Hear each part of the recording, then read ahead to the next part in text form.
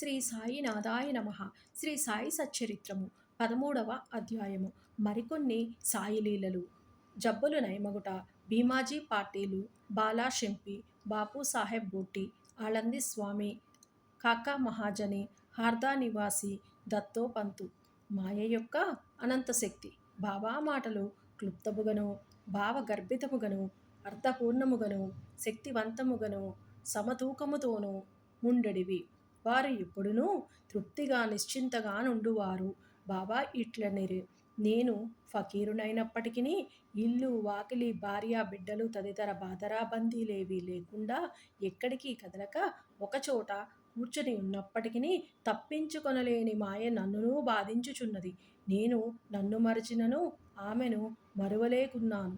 ఎల్లప్పుడూ ఆమె నన్ను ఆవరించి ఉన్నది. హరి యొక్క ఆ ఆది మాయ బ్రహ్మాదులనే చికాకు పరచుచుండగా నా వంటి దుర్బలుడైన ఫకీర్ అనగానెంత? హరి ప్రసన్నుడైనప్పుడే ఆ మాయ నుంచి తప్పించుకొనుట సాధ్యము. నిరంతర హరిభజనయే దానికి మార్గము. మాయాశక్తిని బా మాయాశక్తిని గూర్చి బాబా ఆ విధముగా పలికెను.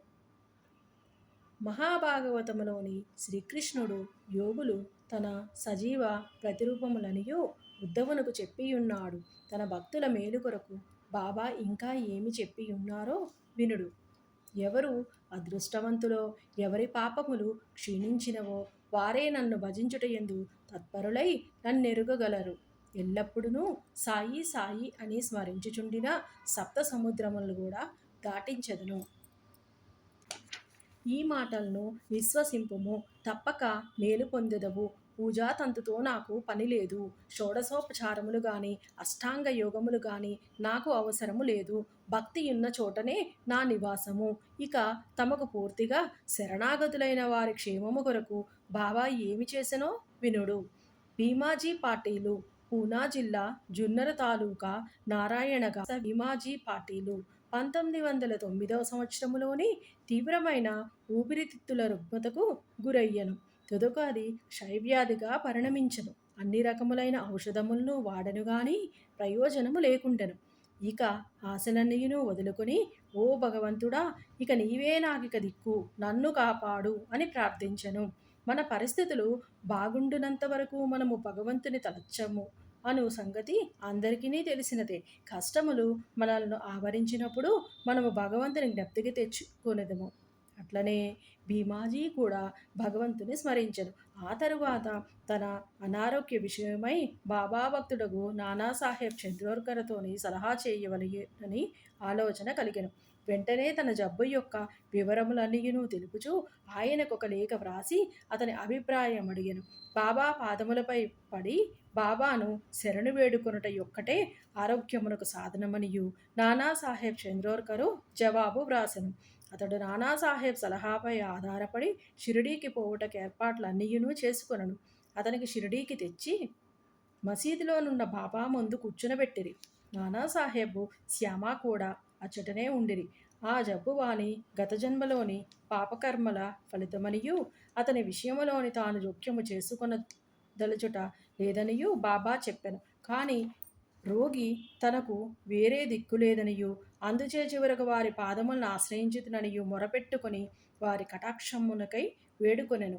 అతని ప్రార్థనను బాబా హృదయము కరిగెను.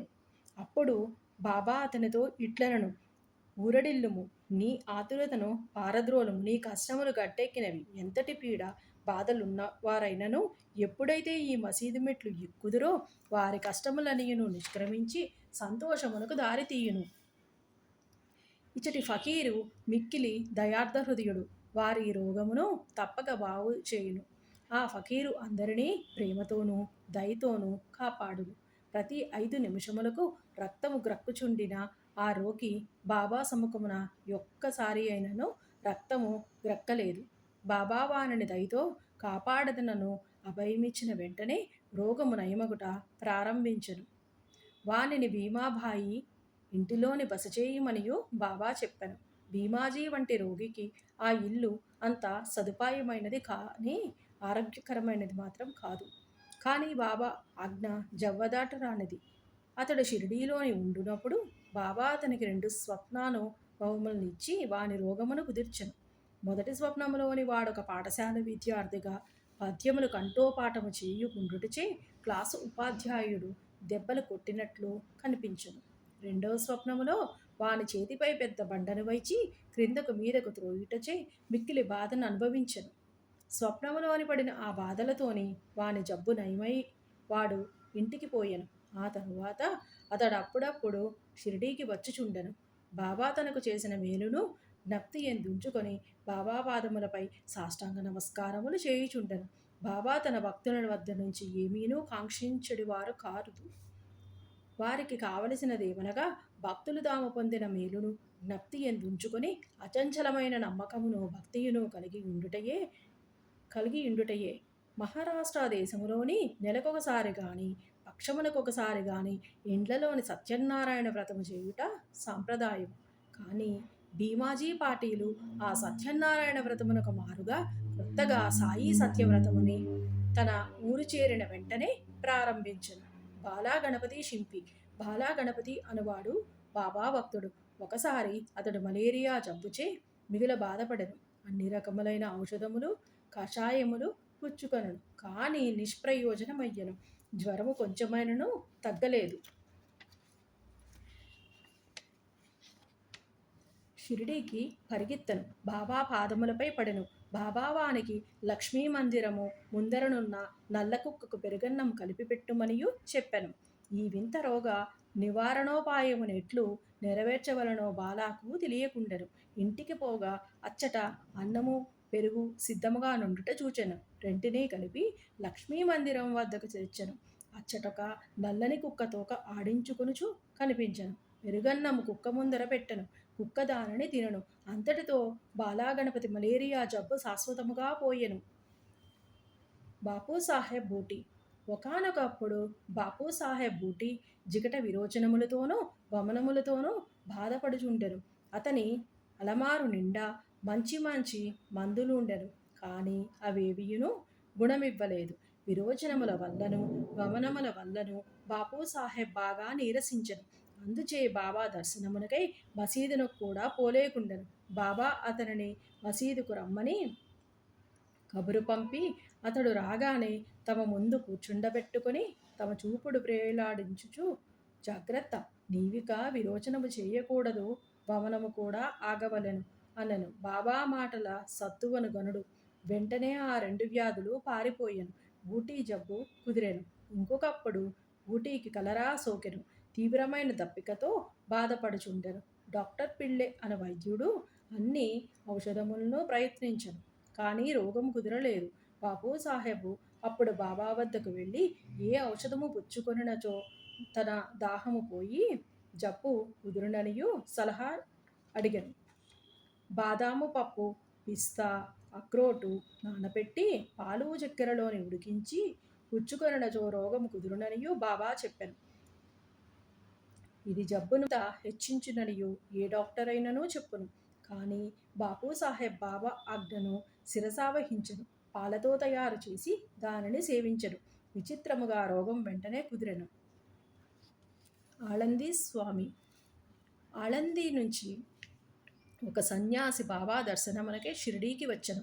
అతనికి చెవి పోటెక్కువగా ఉండి నిద్ర పట్టకుండెను. శస్త్రచికిత్స కూడా చేయించుకొనను, కానీ వ్యాధి నయము కాలేదు. బాధ ఎక్కువగా ఉండెను. ఏమీ చేయుటకు తోచకుండెను. తిరిగి పోవునప్పుడు బాబా దర్శనమునకే వచ్చెను. అతని చెవిపోటు తగ్గుటకేదైనా చేయుమనియు శ్యామ ఆ సన్యాసి తరఫున బాబాను వేడుకొనను. బాబా అతనిని ఇట్లు ఆశీర్వదించెను. అల్లా అచ్చా ఖరేగా, భగవంతుడు నీకు మేలు చేయును. ఆ సన్యాసి పూనా చేరి ఒక వారము రోజుల పిమ్మట షిరిడీకి ఉత్తరం రాసెను.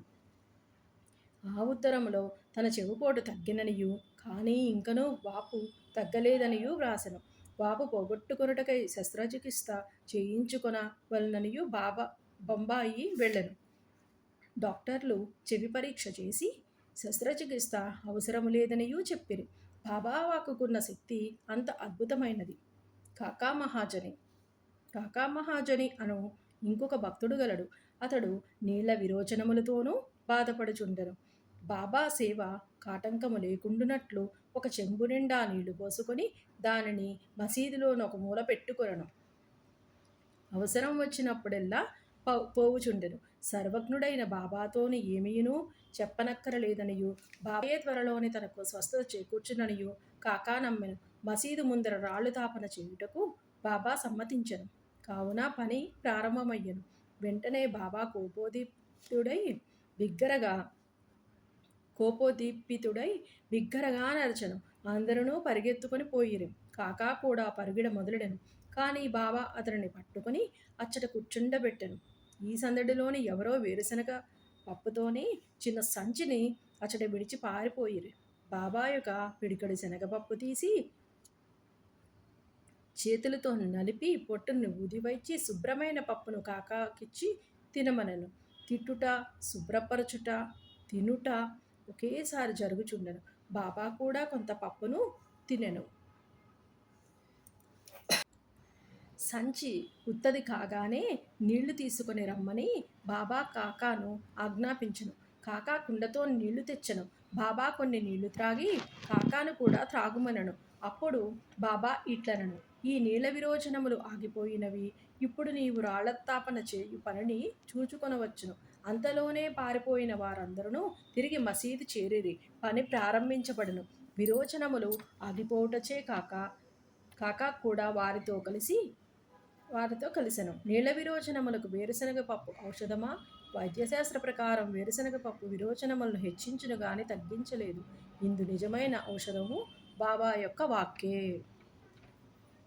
హార్దా నివాసి దత్తోపంతు. దత్తోపంతు హార్దా గ్రామ నివాసి. అతడు కడుపు నొప్పితో 14 సంవత్సరములు బాధపడిన ఏ ఔషధం వానికి గుణమునివ్వలేదు. అతడు బాబా కీర్తి వినను. వారు జబ్బులను దృష్టి చేతనే బాగు చేసెదరనియు సంగతి తెలుసుకొని షిరిడీకి పోయి బాబా పాదములపై పడెను. బాబా అతనిని దయాదృష్టితోని ఆశీర్వదించెను. బాబా అతని తలపై తమ హస్తమును ఉంచి ఊది ప్రసాదమిచ్చి ఆశీర్వదించుకనే అతనికి గుణమిచ్చెను. ఆ జబ్బు వలన తిరిగి అతడు ఎన్నడూనూ బాధపడలేదు. ఇంకొక 3 వ్యాధులు. మాధవరావు దేశపాండే మూలవ్యాధిచే బాధపడెను. సోనాముఖి కషాయమును బాబా వానికిచ్చెను. ఇది వానికి గుణమిచ్చెను. 2 సంవత్సరముల పిమ్మట జబ్బు తిరగదొడెను. మాధవరావు ఇదే కషాయమును బాబా ఆజ్ఞ లేకుండా పుచ్చుకొనెను. కానీ వ్యాధి అధికమయ్యెను. తిరిగి బాబా ఆశీర్వాదముతో నయమయ్యెను. కాకా మహాజని అన్నగారైన గంగాధర పంతు అనేక సంవత్సరములు కడుపు నొప్పితో బాధపడెను. బాబా కీర్తి విని షిరిడీకి వచ్చెను. కడుపు నొప్పి బాగు చేయుమనియు బాబాను వేడెను. బాబా వాని కడుపును తమ హస్తముతో స్పృశించి భగవంతుడే బాగు చేయగలడనెను. అప్పటి నుంచి అతని కడుపు నొప్పి తగ్గి వ్యాధి పూర్తిగా నయమయ్యెను. ఒకప్పుడు నానాసాహెబ్ చంద్రోర్కరు కడుపు నొప్పితోనే మిగుల బాధపడెను. ఒకనాడు రాత్రింబవళ్ళు ఆ బాధతో సతమతమయ్యెను. డాక్టర్లు మందులు, ఇంజెక్షన్లు ఇచ్చిరి కానీ అవి ఫలించలేదు. అప్పుడతడు బాబా వద్దకు వచ్చెను. బాబా ఆశీర్వదించెను. వెంటనే అతని జబ్బు పూర్తిగా తొలగిపోయెను. ఈ కథలన్నీయును నిరూపించినదేమనగా అన్ని వ్యాధులు బాగొకటకు అసలైన ఔషధము బాబా యొక్క వాక్కు. ఆశీర్వాదములు మాత్రమే కానీ ఔషధములు కావు. 13వ అధ్యాయము సంపూర్ణము. సద్గురు శ్రీ సాయి నాథార్పణమస్తు. శుభం భవతు.